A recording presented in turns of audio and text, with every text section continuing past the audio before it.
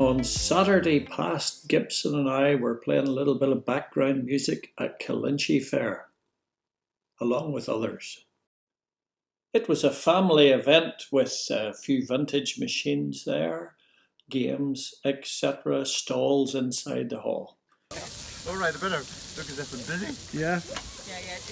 Look as if you're doing something. Look, there's a man. Look, Oh, what's one? No, don't get a picture of the one on the ground.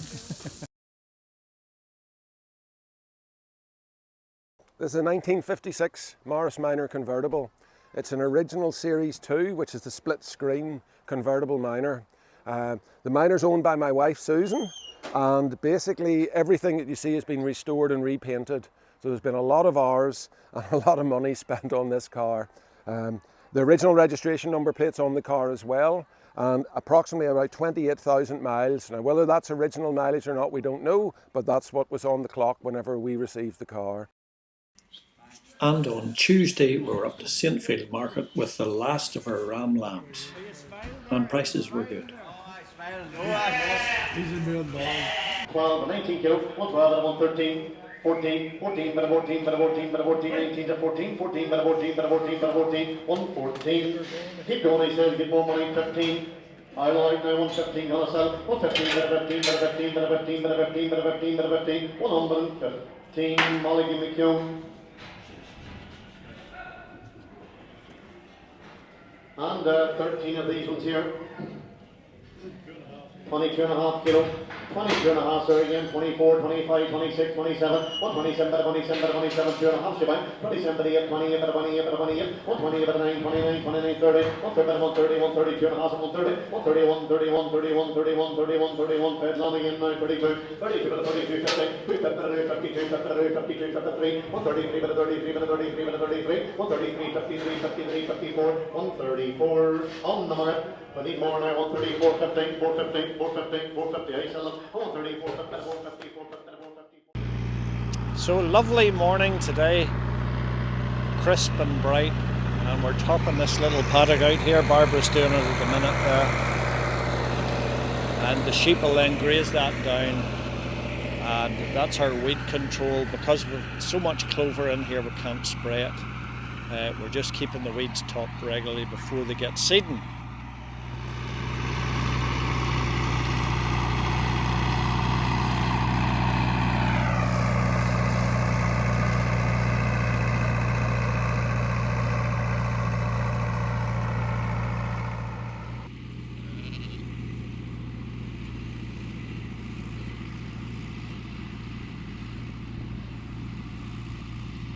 Hello, Freckles.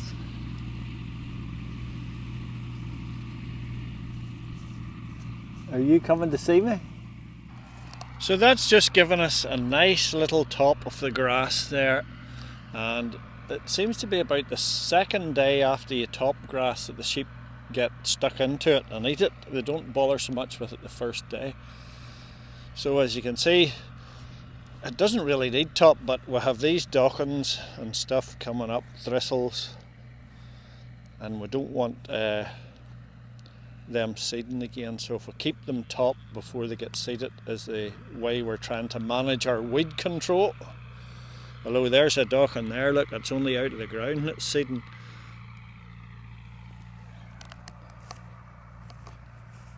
But I'll leave the sheep in here a day or two, they'll graze that down, and we'll put a wee bit of fertiliser on it for the last coat for the year.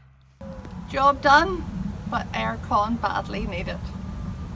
So warm.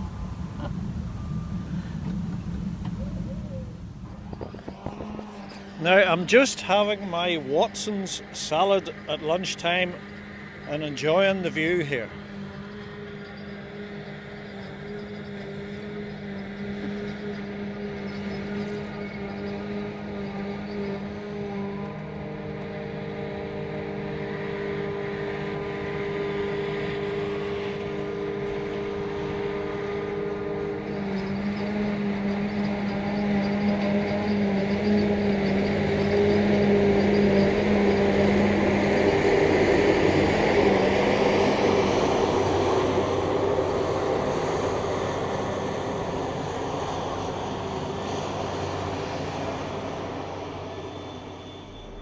So I'm working on the farm down near Portaferry here, and Brian happens just to be cutting in the field beside me. So we're going to ask him a few questions. What horsepower is this machine, Brian? 1180 horse. I'm not touched. There you are. And is there a bigger machine than this, or is this No. the biggest machine anywhere in the world? Like No, at the moment it's the biggest machine in the world. It's as big as you can buy. At the moment. You just have to buy more of them? Just more or less. No, 1180 is the biggest you can buy at the moment.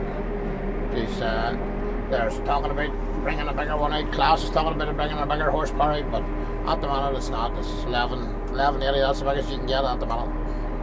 So what engine's in her? A Liebherr, V12 Liebherr. A V12? Yeah, Right, Liebherr. that's why It's a there's two Liebherr. types on it. It's a Liebherr engine. It's a V12. But did some of these have two engines? Yes, the very start of the Crown had. That's gone back a while. Had to be 2010. They had two engines, 850 to 11, maybe 850 horse they went to, but there were a 500. There were two engines. They put a small engine in them and a bigger engine, so you could run less horsepower if it was lighter. But it didn't really work accordingly. The theory was right, but it gave a lot of power because they made them too rigid, and in between the drive line was a bit rigid on it, and it gave a lot of power. So they went away from that. Class went away from it as well, because Class run the same engine. One was in an 870, and they were 12.8 Mercedes engines. But they've all went away from two engines, they've all went to one bigger engine just. We're looking left here because we're watching the trailers film.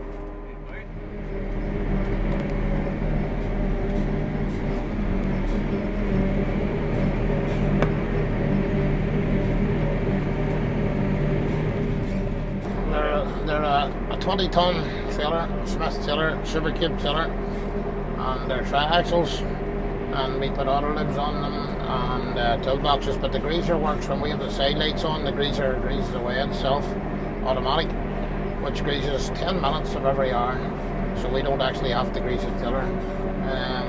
Just for a point of labour point of view, we think it's a great job, and your tiller's greased. So if you're out 12 hours working, she's greased for an hour and 20 minutes a day. I didn't hear any squeaking as they went by anyway. No, it's a great job. Good job. Your oil's a cheap mechanic. Grease and oil's a cheap mechanic. Keep it simple.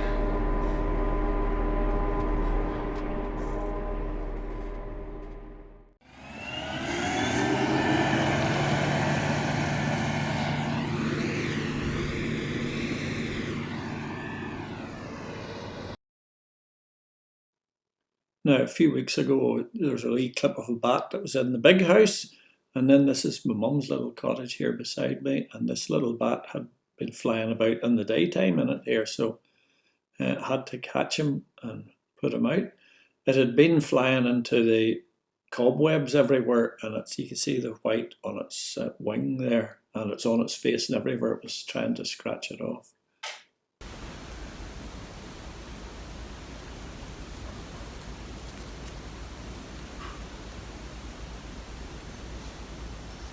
I'll just take my hands off and let him go here.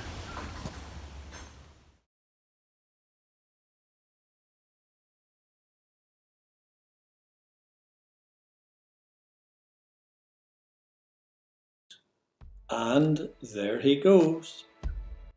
That's about us, folks. Just going to leave you with a few machinery shots of this week. If you like a bit of history, don't miss next week's story. It's about an old sea chest that was on a local beach, and a man was digging and hit on it. What did he find in it? See you then.